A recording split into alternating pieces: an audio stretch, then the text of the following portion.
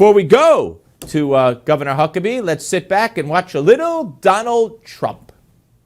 Ted Cruz was going to win Alabama and Arkansas and Mississippi, and he was going to win Kentucky, and he was going to win all of these states. I won them all, so let's not get carried away with, we don't know what we're doing. Right. I've won 22 like states. He's won 6 or 5 or 7. I've won 22 states, so let's not get carried away with we don't know what we're doing.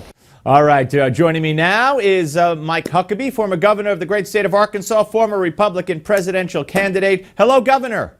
Steve, great to be back on the show. Always great to talk to you. And as I said to you off the air, I'm very impressed with your daughter. It doesn't fall far from the tree, as they say. Spokesperson for Donald Trump, a high-ranking official in the campaign. And congratulations on that. Well, thank you. I will give her mother credit for any intelligence that she has taken with her into adult life. All right, let's talk about what you just heard Trump say and apply it to tonight. The polls close in a little while. What are you expecting out of Wisconsin tonight? Where will the chips or the delegates fall, as they say? Well, just a few days ago, Ted Cruz was polling 10 points ahead of Donald Trump. If Donald Trump closes that gap at all, it's really a victory for him because, let's face it, he's had a really tough couple of weeks. And the entire Wisconsin political establishment, from Governor Walker to all the radio talk show hosts in Wisconsin that have great influence over the conservative world, as well as all the Republican GOP establishment from all over the country, have decided that Wisconsin, is a place they have to go after Trump, and they've done it. So Cruz should win. If he doesn't win substantially, I think Donald Trump still can say that it was a moral victory. But the real big states that are coming up are the ones where Trump holds significant leads of great proportion: New York, New Jersey, Pennsylvania, California. And those are going to be the states where if Trump is going to get to 1237, that's where he'll do it. It looks like, let's take a candidate by candidate here. Kasich is in this because he wants a brokered convention, and he thinks, or maybe he's been told, by some establishment people or party people that he would get, if not the nomination, he'd be on the ticket. I mean, there's a method to his madness. Agreed that he's hoping to get on a ticket one way or another if there's an open convention? Absolutely. And Kasich knows that, quite frankly, the establishment Republicans, they don't want Ted Cruz any more than they want Donald Trump. They're only supporting Cruz because Cruz doesn't end the donor-class, lobbyist-fueled world of D.C. He may say it, but he's funded by the same folks that fund most of the candidates, and it's going to be the party continues. What they're afraid of is not that Donald Trump would get the nomination and lose. They're afraid Donald Trump will get the nomination and win, and he would go to Washington without having the typical obligations to make sure that he pads the pockets of all the political consultants and the lobbyists and doesn't have to listen to every one of their special requests. And that would be a upheaval for Washington, and that's what they're concerned about. Yeah, all right, now let's go to Cruz. There's no way Cruz, as you just laid out after Wisconsin, there's no way Cruz wins the nomination by getting 1, 2, 3, 7 delegates. So on one hand, he says Kasich should get out. This should be the will of the people between me and Trump. Yet, apparently, he's perfectly willing to have no one get to that number, have it be an open floor fight or whatever, and then have those Trump delegates after the first ballot, he hopes, go to him. So what happens to the will of the people? Well, it's very apparent that a lot of the people in the establishment don't care what the will of the people happens to be. They're not interested in what the voters want. They don't want an election. They want a selection. And that's one of the things that I find most offensive about this process.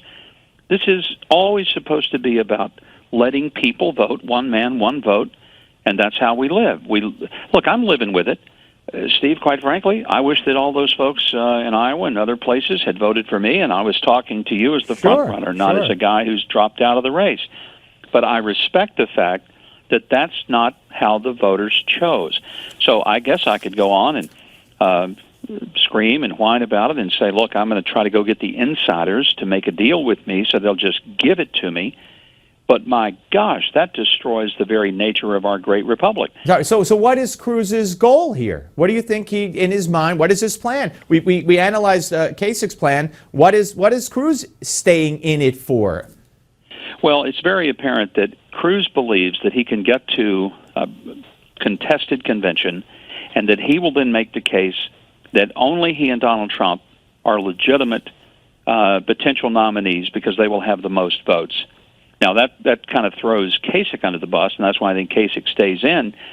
But that's what Cruz is already saying, and that's what he's going to continue to say.